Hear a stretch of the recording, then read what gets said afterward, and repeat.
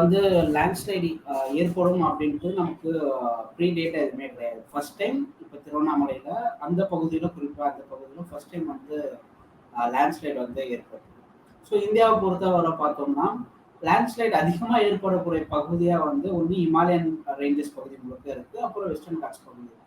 So இங்கே தான் வந்து இஸ்ரோவே வந்து இந்த பகுதி தான் லேண்ட்ஸ்லைட் ஏற்படும் அப்படின்னு சொல்லிட்டு அவங்க வரையறுத்து வச்சுருக்காங்க. இது லாஸ்ட் இயர் வந்து ஒரு ரிப்போர்ட் எழுதிருந்தாங்க, லேண்ட்ஸ்லைட் அட்லஸ் ஆஃப் இந்தியா அப்படின்னு சொல்லிட்டு.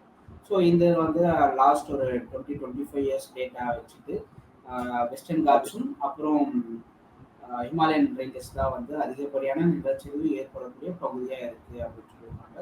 கிட்டத்தட்ட இந்தியா வந்து பார்த்தோம்னா 4.2 லட்சம் சதுர கிலோமீட்டர் வந்து பகுதி நிலச்சரிவு ஏற்படுறதுக்குண்டான பகுதியாக இருக்குது.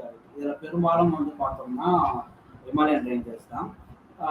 90,000 சதுர கிலோமீட்டர் மட்டும் பார்த்தோம்னா வெஸ்டர்ன் காட்ஸ் பகுதி. இதில் வந்து கேரளா, தமிழ்நாடு, கர்நாடகா, அப்புறம் கோவா இந்த பகுதியெல்லாம் அடங்கிடும்.